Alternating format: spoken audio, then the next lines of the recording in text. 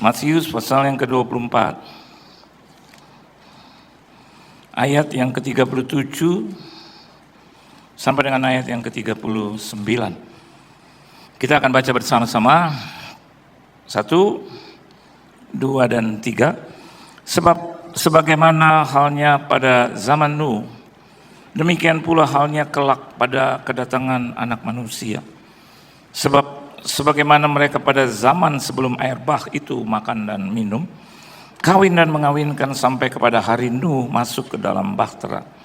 Dan mereka tidak tahu akan sesuatu sebelum air bah itu datang dan melenyapkan mereka semua. Demikian pula lah halnya kelak pada kedatangan Anak Manusia. Orang suka berpikir bahwa Yesus itu masih lama datang. Karena berdasarkan perhitungan, berdasarkan pengalaman, berdasarkan apa kata orang. Tapi sesungguhnya kita harus hidup, saudara, ada di dalam berjaga-jaga. Karena kita tidak tahu persis, exactly, kapan itu Yesus datang.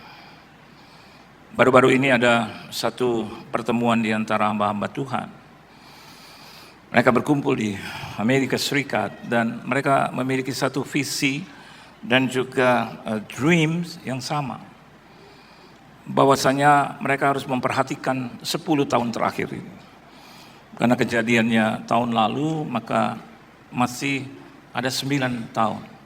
Mereka tidak mengatakan bahwa secara tepat, precisely, kapan itu Yesus datang. But more than that, mereka insist, advise, bahwasanya Tuhan memberikan mereka satu revelation, satu vision, bagaimana mereka harus hidup dan menyampaikan itu kepada jemaat.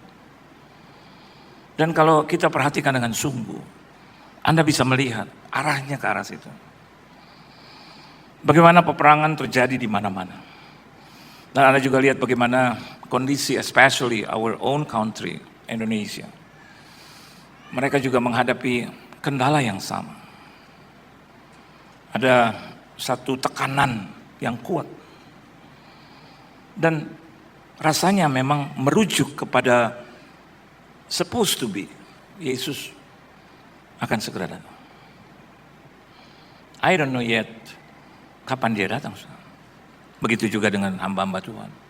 Tapi yang saya tahu dan mereka tahu, ada 2 hal.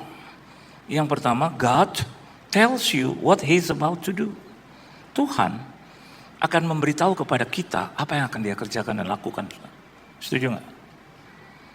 Anda boleh berdebat panjang. Anda lihat tokoh-tokoh Alkitab dari Kejadian sampai Wahyu. Apakah terjadi begitu saja? No. Adam dan Hawa diberitahu terlebih dahulu, jangan, don't eat, jangan makan ini. Itu pemberitahuan. Abraham diberitahu, kau akan mendapatkan keturunan. Diberitahu, being told by God. Siapa lagi? Yusuf diberitahu dalam mimpi. Siapa lagi? Yunus diberitahu. Jacob diberitahu. Noah khususnya juga diberitahu. Dia bikin itu perahu kurang lebih 100 tahun. He's been waiting for that. Kadang kita disuruh tunggu oleh Tuhan, maunya cepat. Minta jodoh maunya cepat. 1, 2, 3, 1, 2, 3, 1, 2, 3. Come on. Haleluya, dalam nama Yesus, dalam nama Yesus, dalam nama Yesus. Cering. Nenek-nenek lewat.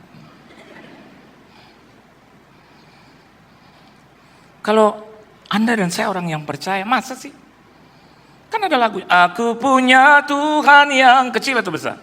Besar, yang telah berjanji. He tells you what He's about to do. Dia beritahu. Hanya orang Kristen yang bodoh, yang tolol, yang gak ngerti gitu tentang Tuhan. Karena dia gak belajar dari Tuhan, tapi dia hanya belajar tentang Tuhan. Belajarlah dari Tuhan. Kalau Anda belajar hanya tentang Tuhan, just knowledge.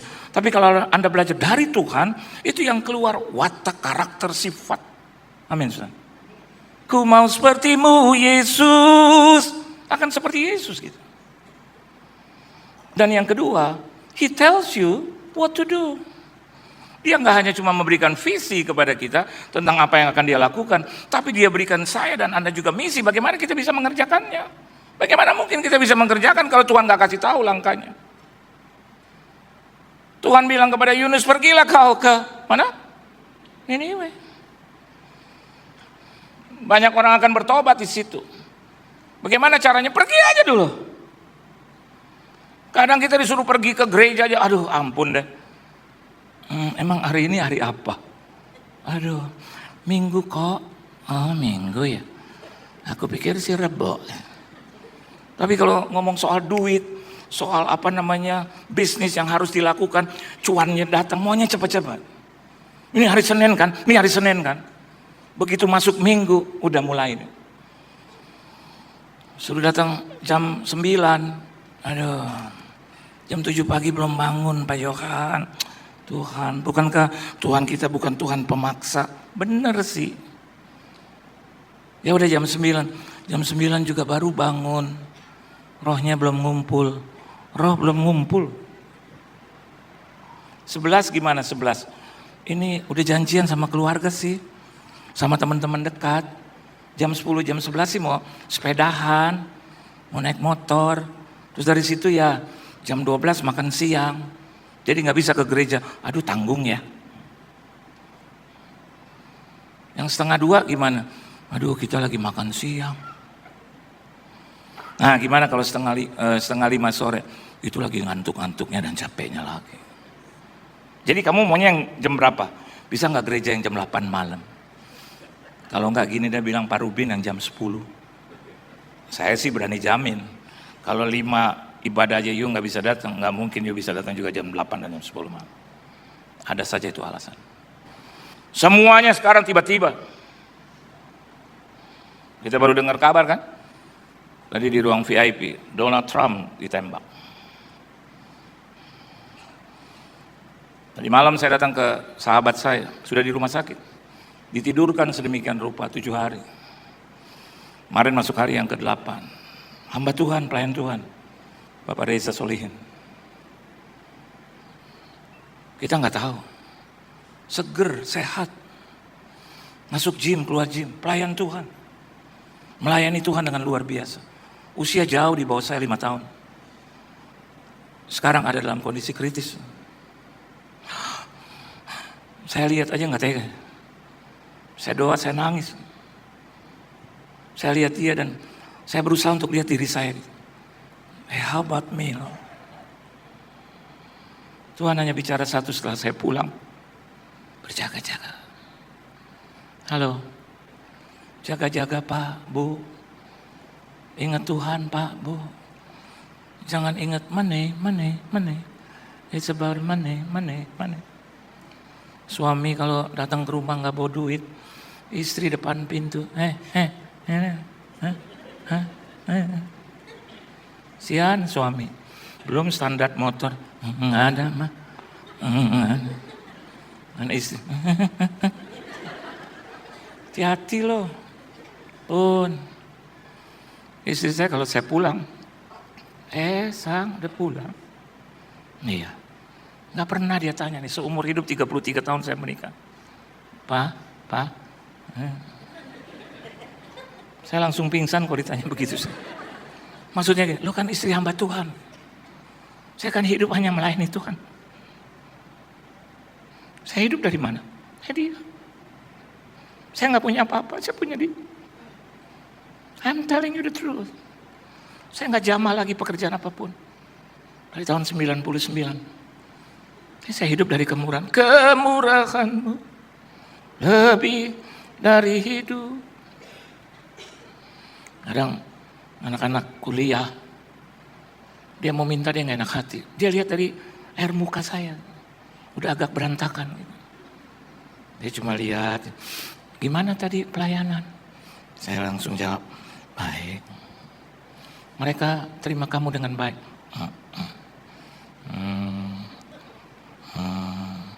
Terus dia pakai hikmat, kebijaksanaan, kabudi marifat. Dia berikan saya makanan-makanan terbaik, tempe, tahu, sayur asem, sambal, ikan asin. Saya makan dengan lahap. Baru dia sodorkan itu tagihan. Itu tagihan. Bahasanya juga nggak jelas. Para istri kaum ibu juga kalau berbahasa untuk minta tagihan nggak jelas. Saya baca dia itu.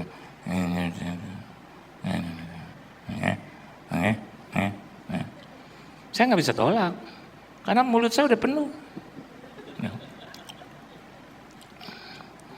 Mana tulisannya kecil-kecil, yang besar angkanya, betul nggak Pak? Ini Bapak ketawa terus nih. Saya senang lihat Bapak ini.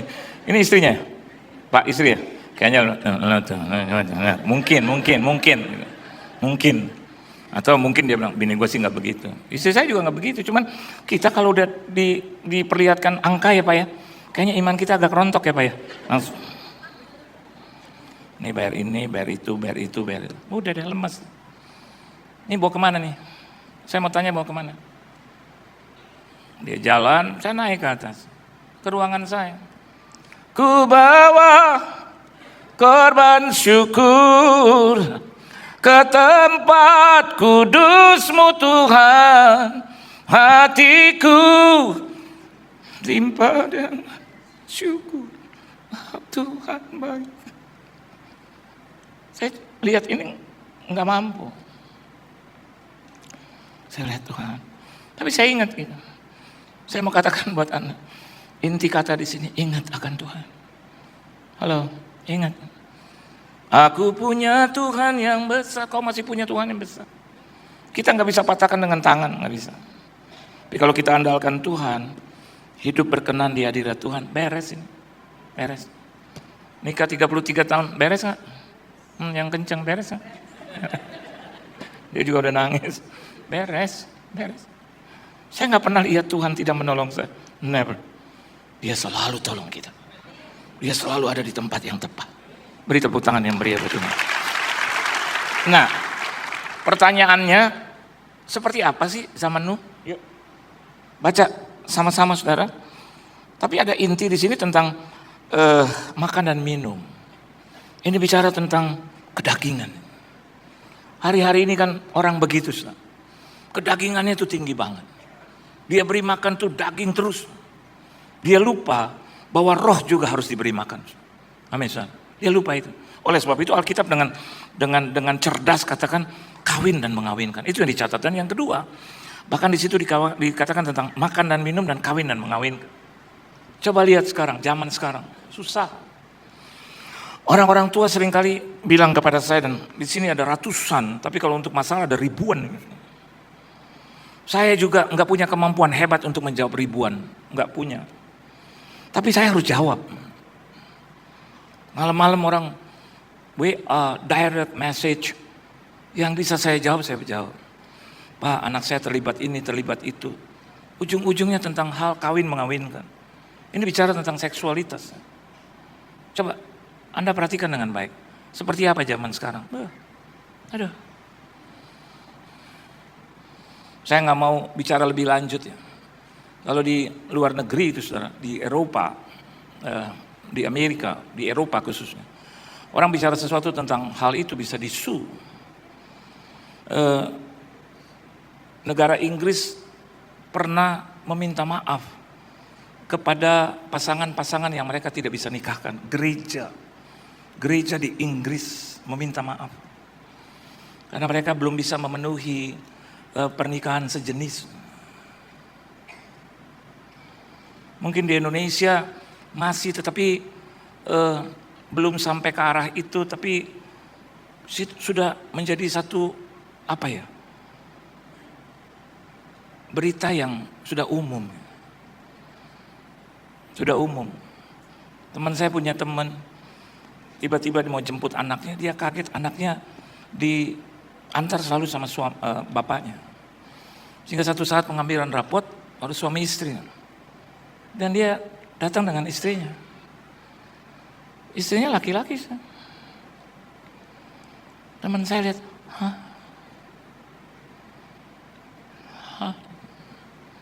dan laki-lakinya dua-duanya ganteng, cakep. Dia kasih lihat fotonya. Saya juga hampir nggak percaya. Tapi saya ingat lagi, oh ya kawin mengawin. Transgender juga di mana-mana. Saya nggak menghakimi, saya hanya menyatakan tentang kawin mengawin.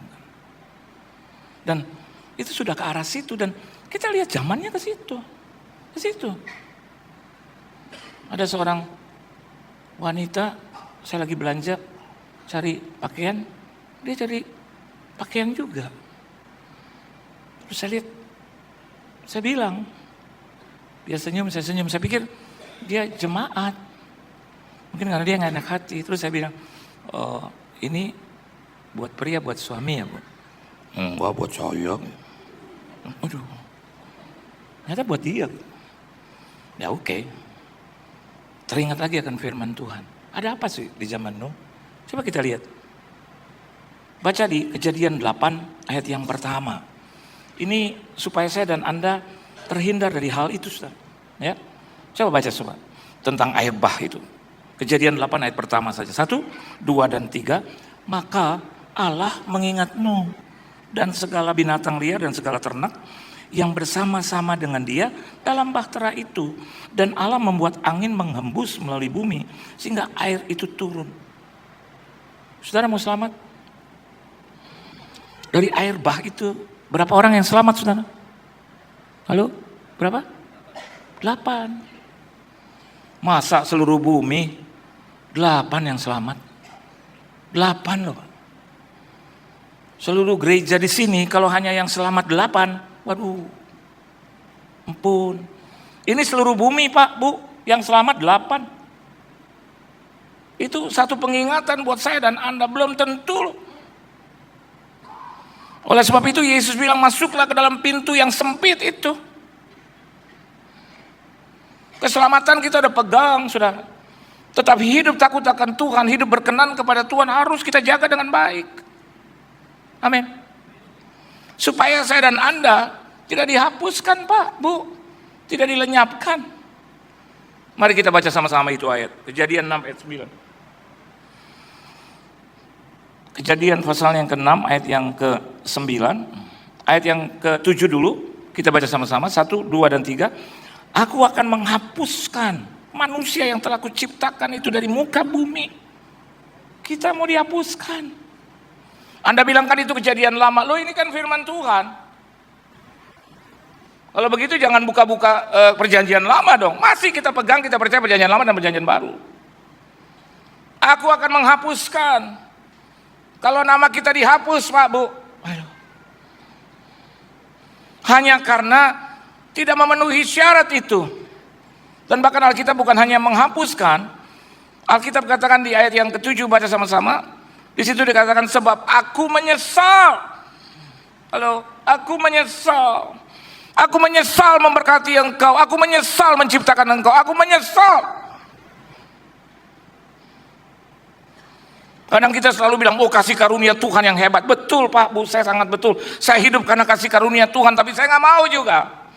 Hidup saya, yang saya hidupi nanti sampai dia datang kedua kali, di situ diimbuhi, aku menyesal menjadikan engkau hambaku. Aduh. Dan itu nggak ada satu manusia pun yang bisa tolong kita. Karena Yesus katakan, nyahlah daripadaku. Hai hambaku yang jahat. Jadi hari ini kita harus belajar dari Nuh, tapi Nuh tidak mendapatkan kata itu. Coba lihat ayat 8. Baca sama-sama. Tetapi Nuh mendapat apa saudara? Kasih karunia di mata Tuhan. Kenapa demikian? Karena Alkitab katakan bahwa dia hidup benar. Dia hidup benar. Coba kita baca di dalam Kejadian pasal yang ke-6 ayat yang ke-9. Yuk, baca sama-sama. Ini perlu, sudah. Perlu. Karena semua yang tercakup di dalam Alkitab tertulis, itu benar. Kita harus lakukan. Amin. Yang tidak tertulis, Anda tidak harus juga melakukannya. Coba lihat ayat yang ke-9. Inilah riwayat Nuh. Apa saudara? Nuh adalah seorang yang benar dan tidak bercela di antara orang-orang sezamannya. Dan Nuh itu apa saudara? Hidup bergaul dengan Allah. Karena waktu saya hanya bacakan satu aja. Saudara mau selamat? Yesus yang telah menyelamatkan kita. Saudara mau hidup dikenan oleh Tuhan. Anda mau hidup diingat oleh Tuhan. Amin saudara. Diingat Tuhan gitu. Ada seorang teman saya yang diberkati, ya. Kalau dia ingat saya, dia telepon saya, Pak Yohan, shalom. Shalom Pak. Aduh, apa kabar Pak? Baik. Pak, saya ingat Bapak. Oh iya, kenapa? Pak, saya mau ajak Bapak kemana? Jalan-jalan Pak. Kemana? Yuk ke Jepang yuk Pak. Aduh, langsung gitu. Aduh. Tapi sebagai hamba Tuhan saya harus mempertontonkan gitu, nggak norak. Tanggal berapa ya Pak? Padahal kosong. Tanggal berapa ya Pak? Bu, tanggal berapa Pak? Bu, ini tanggal segini-gini. Oh, saya bilang sama istri saya, Ma coba cek itu mah. Istri saya bilang coba cek, saya ini pakai kaki. Kosong kan? Nah, kosong. Terus saya tanya, saya sendiri ya Pak? Kalau saya, enggak Pak, sama istri juga dong. Terus Pak, sama anak-anak 2. Aduh, anak-anak, iya. Terus istri saya masih lihat-lihat, kosong Pak, kosong. Terus coba lihat, istri saya bilang, iya loh kosong. Selama 1 minggu ya puji Tuhan. Tapi harus pulang Sabtu Pak, karena Minggu kita ibadah. Oke. Aduh, diingat. Dia mau tutup, dia bilang, Pak, Bapak bawa cuma itu aja, baju 2 helai ya. Celana 1. Kenapa? Semua koper kosongin aja Pak. Kenapa? Nanti saya akan isi. Aduh. Diingat loh, aduh. Terus saya bilang, aduh jangan begitu dong. Padahal saya bilang, paksa.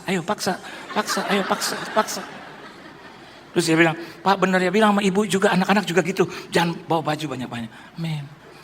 Terus dia bilang lagi, ya di atasnya, ini panggung kudus. Oh iya Pak, saya lupa ya, nggak usah bawa juga uang banyak-banyak. Siapa yang mau bawa uang banyak? Orang nggak ada duit juga kan? Terus dia bilang, Pak nanti kita akan kasih uang untuk belanja. Aduh Tuhan. Langsung kita nyanyi, padahal dia masih di telepon, saya udah nyanyi. Haleluya. Pak ngapain? Ini bersyukur aja. Terus dia bilang, Pak kita nginap di hotel bintang 5. Oh Yesusku. Pak nanti kita jalan-jalan, amin, mau kemana aja terserah ibu lah, terserah aja, atur. Itu baru manusia.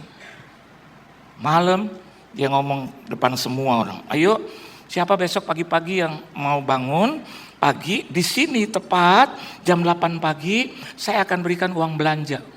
Itu di depan semua yang lain, yang keluarganya dan kita. Saya cuma dari Jawa ya. Saudara tahu orang pertama yang datang jam 8 Eke. Sian dia masih pakai dasar, aduh Pak Pendeta, loh kan janjinya jam 8. Oh iya Pak ya, harus kasih. Oh iya dong, Tuhan aja menepati janji. Sebetulnya anak-anak Tuhan juga begitu. Orang pertama yang dapat uang belanja. Aduh Pak Johan, mumpung gak ada orang, saya lebihin ya. Saya mau bilang, lebih banyak lagi juga gak apa-apa. Sahabat baik, sudah 25 tahun.